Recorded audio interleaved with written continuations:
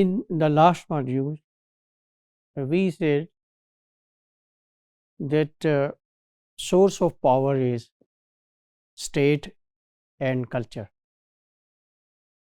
and its exercise is done through language. Now we will discuss the source of power is knowledge, and it is this that dominates today's world. Now the powerful country is that which has more information, more knowledge.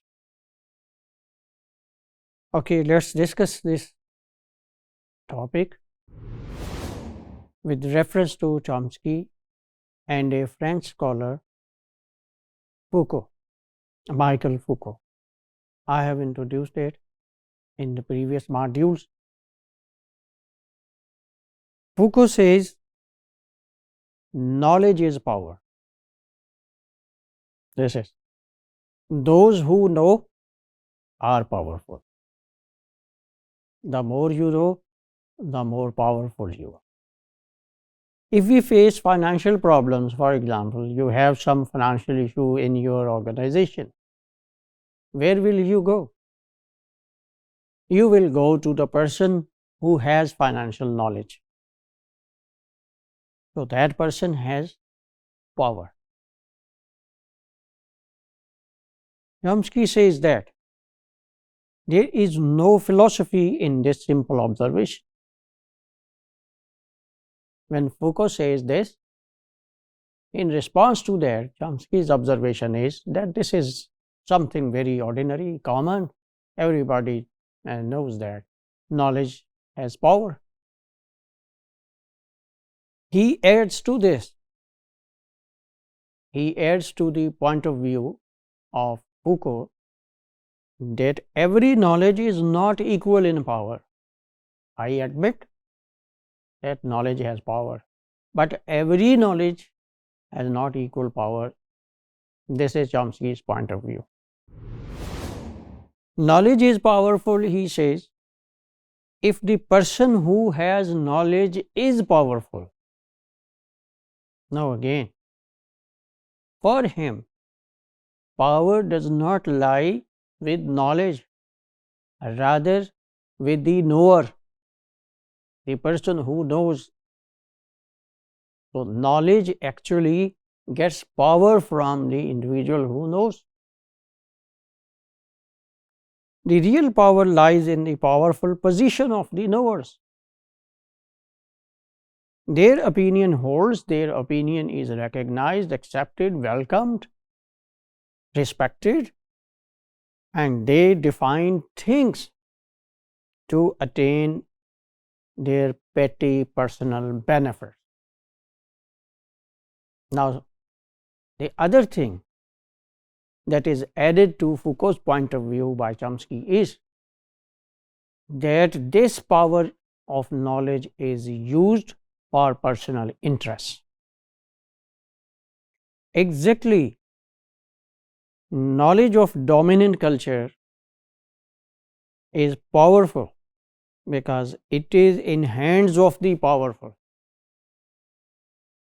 and the most powerful thing is society, state, media, education. They have power. It is here that neoliberalism interferes with personal freedom. Remember, we introduced this term in some previous module when we discussed language and power with reference to Chomsky. We first defined this term.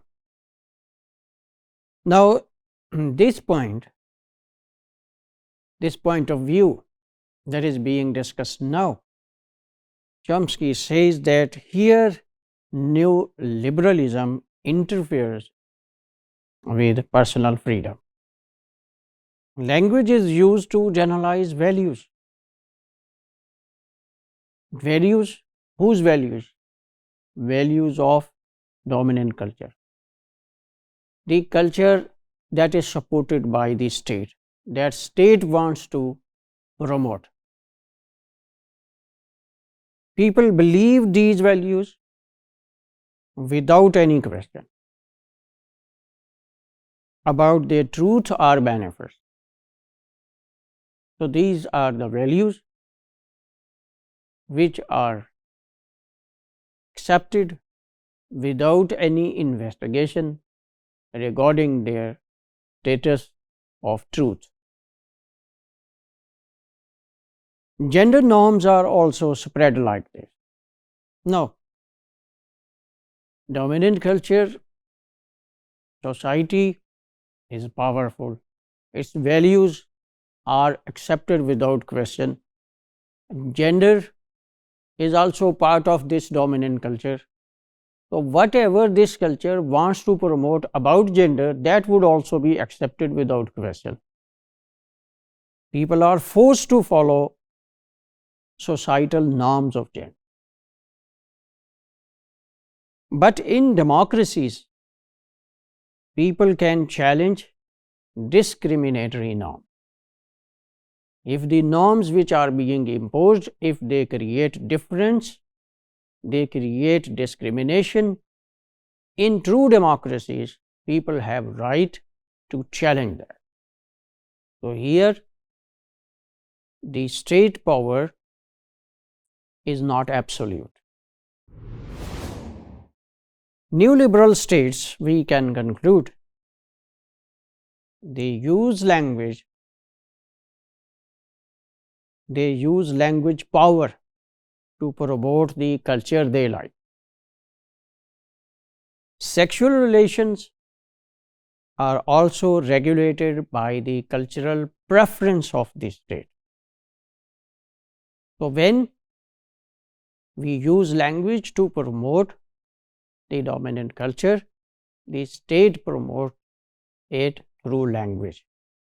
And sexual relations and gender being part of that dominant culture is also then falls in this category. How the state wants people to see gender, men and women, their responsibilities, their respective roles, this would be decided by this power that is possessed by the state.